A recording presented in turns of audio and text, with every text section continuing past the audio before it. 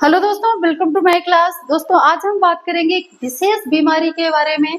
शायद आपने सुना होगा हीमोफीलिया, या इसी को हम क्या बोलते हैं, रॉयल डिसीज, या इसी को हम बोलते हैं दोस्तों ब्लीडर डिसीज, ब्लीडर्स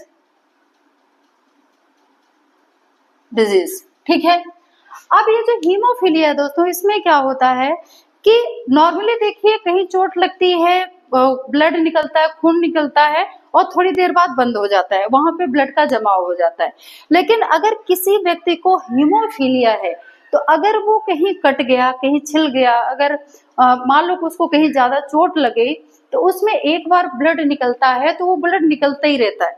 मतलब आधे घंटे से लेकर कभी कभी 24 घंटे तक का टाइम लग जाता है, क्योंकि किसी को अगर सीवियर मतलब सीरियस वाली हीमोफीलिया है, ज्यादा हाइपर हीमोफीलिया है, इसके टाइप भी होते हैं, तो ज्यादा हाइपर हीमोफीलिया है तो उसका जो ब्लड है वो 24 घंटे तक भी बंद नहीं होता। ठीक है।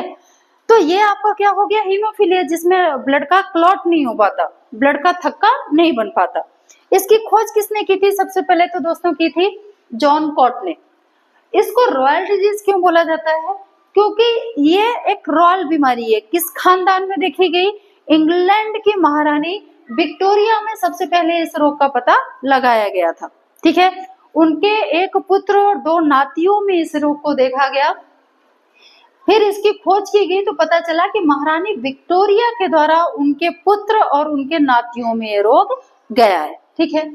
अब इसको ब्लीडर डिजीज तो आपको पता ही होगा कि क्योंकि इसमें ब्लीडिंग होती रहती है, इसलिए इसको क्या बोला जाता है, ब्लीडर डिजीज। ठीक है।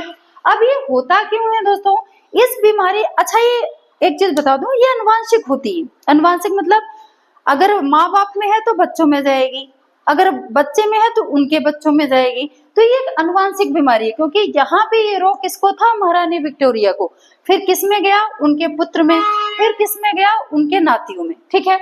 अब ये रोग का जो जीन है दोस्तों वो पाया जाता है एक्स क्रोमोसोम पे। आपने सुना होगा कि उसमें स्त्रियों में एक्स एक्स लिंग गुणसूत्र, पुरुषों में कौन सा पाया जाता है, एक्स और वाई। तो इस रोग का जो जीन है दोस्तों वो किसमें पाया जाता है, हीमोफीलिया का एक्स में। ठीक है। अब एक चीज और ध्यान रखना, ये 99% बीमारी किसमें होती है, पुरुषों में।